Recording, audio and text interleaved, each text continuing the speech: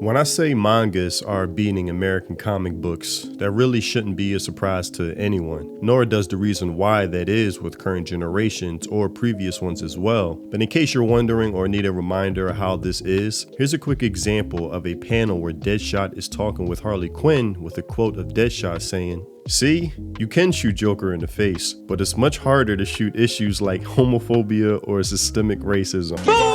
I'm sorry, this sounds like I'm reading an infomercial. And this just fuels my point in my recent videos to stop politicizing entertainment, which even still people are missing the point that I'm making, but this is a good representation of what I mean. The comic book industry, in my opinion, has become highly infiltrated by activists, pushing true creators out, turning these sources of beloved properties into their own political campaigns and vehicles for social agendas. And if you, as a longtime fan, offer feedback that counters their narrative, they demonize you in the process, pushing you away, then wonder why no one buys their crap garbage trash. But for the longest, these journalists tried to keep the facade up that comics were booming, but it's gotten to a point where even they can't deny anymore. Manga beating American comics, including Marvel, explain. One Piece beating Superman was no accident. Now, before I go any further, this is something I've known years ago, that manga was of course taking the spotlight away just off of intuition alone, even when they tried to report comics were selling more than ever given their stats and numbers. And I remember thinking, that doesn't seem right. Just from paying attention to the current market and interest shifting towards anime and manga and away from Marvel and DC, nobody's discussing or enthused with American comics. But what I learned is that they were including manga sales within the same category as comics, creating an inaccurate misrepresentation of the current market. And that's why I always have a healthy skepticism when it comes to activists and how they operate. Manga's growing popularity, why it's beating superheroes. In the 2010s, Marvel was totally slaying it with the MCU, delivering us blockbusters like Avengers Endgame, which raked in a staggering $2.8 billion globally. But the thing is, people are getting a little tired of superheroes. This is not true, but I'll get to that in a minute. Since Endgame, the superhero franchise has sort of dropped off at the box office, with movies like The Marvels and Captain America Brave New World not really doing well. Yes, because after Endgame, Marvel forced out the audience that was responsible for growing the cinematic universe and tried to force in a non-existent modern audience where genuine interest was absent. It really should go down in history, the lack of smart decision making on their end of how to tank a successful franchise. People are losing their enthusiasm for all the superhero stuff, which has opened the door for other genres such as anime and manga to take the spotlight.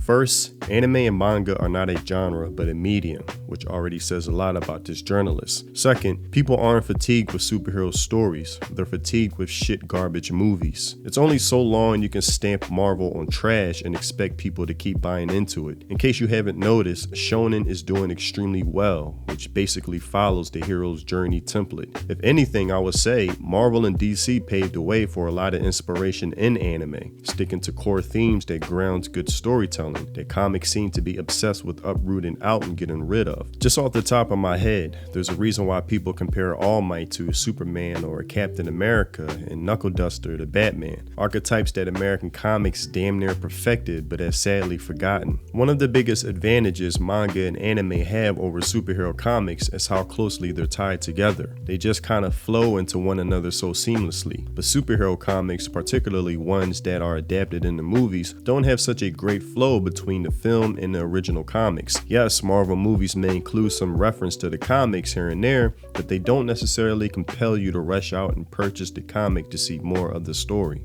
This is probably the only good point this article makes. The cool thing about anime is that if it leaves off on a cliffhanger, or if the story was so interesting you want more of it, there's always the manga to read for enthusiastic viewers, and it's always clear to where to pick up where the anime left off at. As the saying goes, the anime sells the manga and the manga sells the anime. But when it comes to American comics, good luck with trying to navigate the maze that it is. Everything is so incoherent and not cohesive, multiverses on top of multiverses, you don't even know where to begin. And on top of that, if you felt so compelled to go to the comics, there's so much of a mixed match of everything, swapping out characters to fulfill politically correct quotas, even when it completely contradicts the story and mythology the story takes place in. Activists who could care less about story with amazing characters characters, but more about representation. The type of minds who can't create but only know how to piggyback off of the creative genius from the past, which is why we constantly get a new version of an already existing character that was made from over half a century ago. Something that has caused diehard fans to leave years ago, but it's something that I think even normies are getting tired of.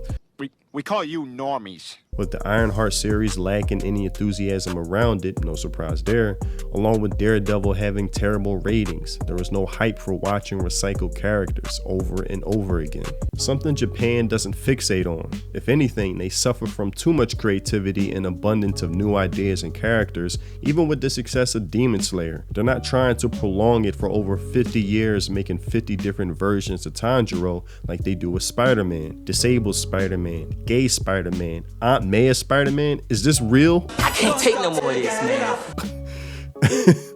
That's where anime and manga succeeds and current comics fail. They can't create anything new. They have to continuously ride the coattails of the past, making a cheap knockoff of what already was. And to be honest, this goes for most of Western entertainment, period. So when this article says that audiences have left Marvel and DC for anime because they want something new, no.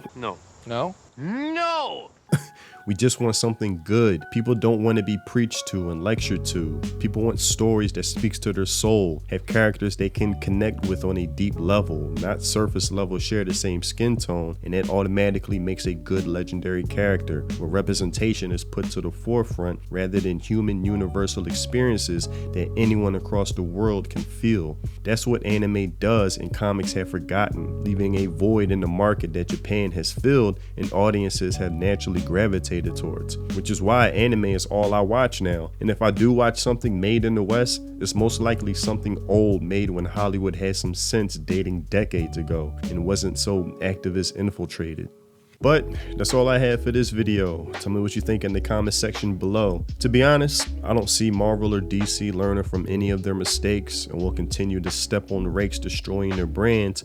The only positive is for other creators to see the obvious mistakes they've made and learn from it, leading to exceptional entertainment on their end. And if you haven't already, check out my music on Spotify, links in the description. If you love those Samurai Champloo lo-fi mellow boom bap vibes, then my music is definitely for you. Thanks for watching, and I'll see you in the next video. Free think. Peace.